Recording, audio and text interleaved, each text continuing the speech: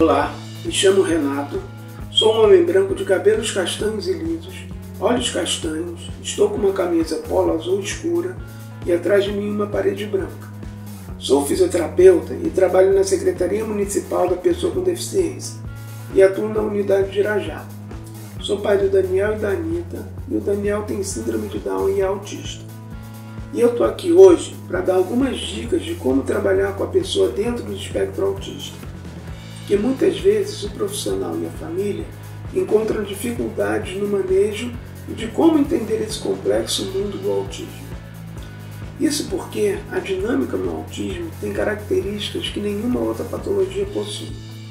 E para isso é fundamental que o profissional se capacite para que ele possa orientar essa família da melhor forma possível.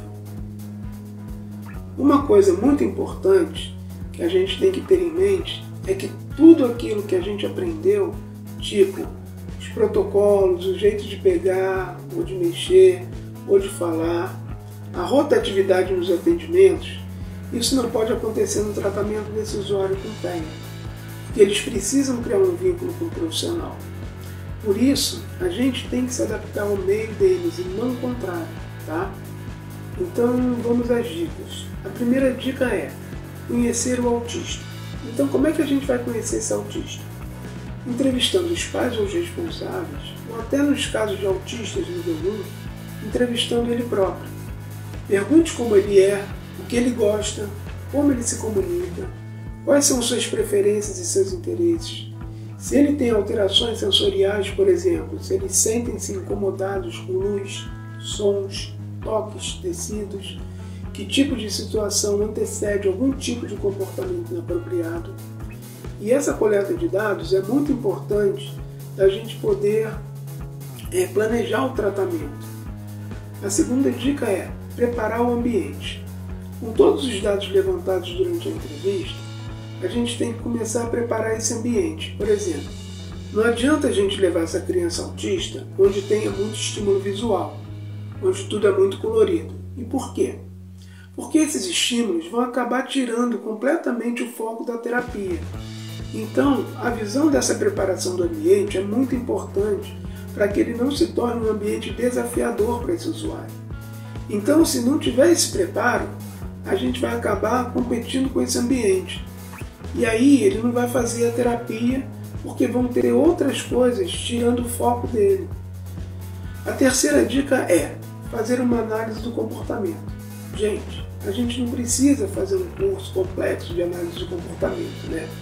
Mas eu acho que basicamente você precisa ter noção de como planejar o comportamento desse usuário com autismo.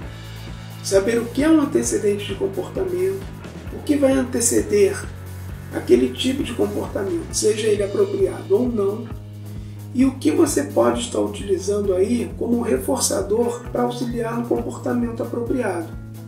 Então, por exemplo, quando ele fizer alguma coisa legal, você vai lá e reforça aquilo para ele compreender que aquilo foi apropriado, foi certo.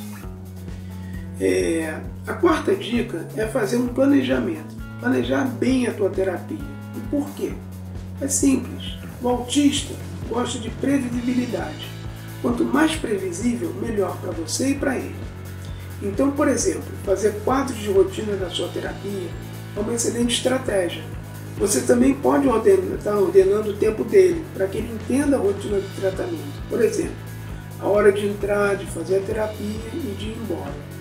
E como é que a gente pode estar fazendo isso? No início da terapia, podemos pedir para que ele tire os sapatos, para ele saber que vai começar o tratamento. E na hora que ele estiver se aproximando do finalzinho do atendimento, pedir para esse usuário guardar os brinquedos e colocar os sapatos. Colocando isso de forma concreta, de forma visual, ele se acalma. E com isso, gente, diminui muito o comportamento inapropriado. E a quinta dica é informar sempre o que você vai fazer. Diga sempre todos os passos que você vai tomar durante o atendimento. Por exemplo, se você for mexer no braço dele, avise. Vamos lembrar lá da quarta dica. Tudo que é previsível acalma esse usuário, ok? Bom, essas foram algumas dicas para tornar nosso atendimento cada vez melhor com os nossos usuários. Um abraço!